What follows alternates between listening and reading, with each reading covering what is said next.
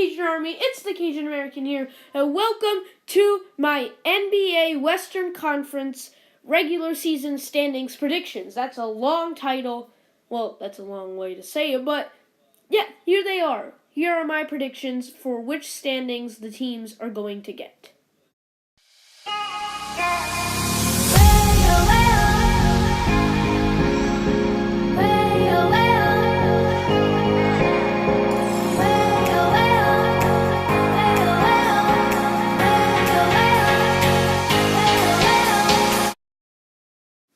At number 8, I got the LA Clippers. Now, you may be thinking, well, they lost Chris Paul. Well, they lost JJ Redick. They got a really nice package for Chris Paul. I mean, I can't say that they got robbed. They got so much back for him. They got Patrick Beverley back for him. They got Lou Williams back for him. They got some nice young pieces in Montrezl Harrell, Sam Decker. There are some good pieces in that trade. They also added Milos Teodosic and Danilo Gallinari over the offseason. So it's a pretty solid team. In 7th, I have the Memphis Grizzlies. Now, if you look at this team's roster, they're not anything spectacular, and not one bit, all right? But for some reason, this team, even though they have 70 overalls in their starting lineup, in 2K, they're 70 overalls, and only like 2 good players that are almost past their prime by now, they're like the zombie Grizzlies. You know how we used to be calling the Mavericks the zombies because they weren't a good team, yet they were somehow making the playoffs? Anyway, this is the same thing that's happening to the Grizzlies right now. They're not that great of a team, but I feel like they're still going to make it back to the playoffs. They signed Tyreek Evans. They signed Ben McLemore, who apparently is out for 3 months with a broken foot. Anyways, and then they re-signed Mario Chalmers. If you remember back, he used to be on that team, and he hit that game winner anyways. But yeah, they re-signed him, and yeah, the Grizzlies, I see them coming in 7th. In 6th place, I've got the young Nuggets, the young Denver Nuggets. And you may be like, what? Cajun, are you okay? The Nuggets. Yes, the Nuggets. First of all, they added Paul Millsap, who is a player that can do almost everything on the floor. He can play reasonable defense as well. I think pairing him with Jokic. Yeah, by the way, Jokic is only going to get better from here. So pairing him with Jokic is a great combination. They also have rookie Tyler Lydon. They also brought in Trey Lyles on that trade where they traded Donovan Mitchell. You know, all that stuff. But one of their major losses was Danilo Gallinari, which I don't think is a big deal because Danilo wasn't really part of their plan moving forward. But they've got some nice players, and I think they also have like a point guard problem, but I think if they can cover up that point guard problem enough so that it's not a big deal, they will be fine, and they will be getting the 6th seed this year. All right, we're now on to the big boys. Are you ready? Are you ready? You better be, because we all know about the Timberwolves. I've got them 5th. Maybe that's a little high, maybe.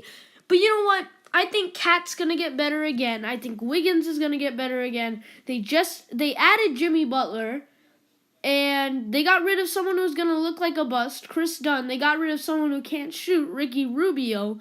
And they got rid of a guy who had just gone through an ACL tear. Now, this may come back to bite them. Zach LaVine's the only guy in that trade for Jimmy Butler that can come back to bite them. I doubt Lauri Markkanen's going to be that guy. But Zach LaVine, if he becomes an all-star on the Bulls, they are going to regret this big time. Well, no. If he becomes an all-star on the Bulls and he becomes better than Jimmy Butler, then they will regret this. But they added Jimmy Butler. They added Jeff Teague, who is ultimately an upgrade as well. Jamal Crawford to come off the bench. Sorry, I've got a blocked nose. But Jamal Crawford to come off the bench it's good. And they've had bench problems before, so just adding one stellar guy to your bench is going to improve it massively. In the 4th seed, I've got the Oklahoma City Thunder. Now, the reason for this, I don't know if you guys are going to really understand, but remember when Kevin Durant and Russell Westbrook were together? And this is without James Harden. They were still killing it. Okay? It was just them, no one else around them. They were still a great team. Now, this is nearly the same thing. You've got Paul George and Russell Westbrook, and may I add, an MVP Russell Westbrook. And then you've added Patrick Patterson. And all you had to give up for Paul George was Victor Oladipo's gigantic contract and Domantas Sabonis, who looks like he's going to be nothing more than a role player. So, this is a great trade. Of course, you lose Taj Gibson, but it's not too much. It's not that big of a deal, honestly. So, the Thunder are fourth in my book. I mean, how much explanation do you need for this? It's the Spurs. They have Greg Popovich, who in my opinion is the greatest coach of all time, and it doesn't matter what roster he has. They're going to be top 3 seed and make the playoffs. Most likely the second round, definitely the second round, in my opinion. Maybe even the Western Conference Finals. That's a likely possibility. Let me just stop sidetracking myself. The Spurs are good. Their coach is incredible. They signed Rudy Gay, who is, I mean, I don't know how I feel about that, but he's a good sixth man. So, it's the Spurs. Third. All right. So now we got the Rockets. Yeah, I mean, they've arguably got. It pains me to say this, but they've arguably got the best backcourt in the league. It pains me to say this as a Warriors fan, but they lost Patrick Beverley. They lost to Lou Williams. I mean, they added some other players. PJ Tucker, they had some defensive guys. What? Like, I thought this was the Rockets here, but anyways, PJ Tucker, Luke Mbamute, and also Chris Paul, who is an All-NBA defender because he's very good at getting steals. Oh my gosh. They acquired defensive players.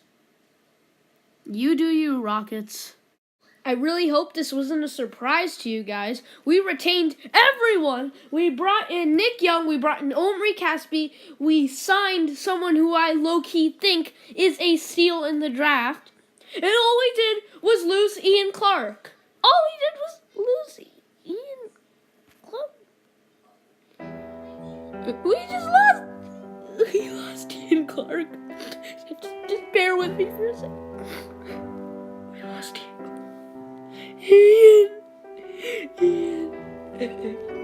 What?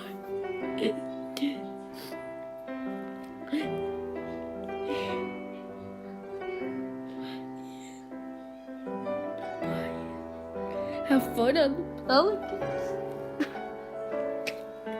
That's gonna wrap it up for this video, guys.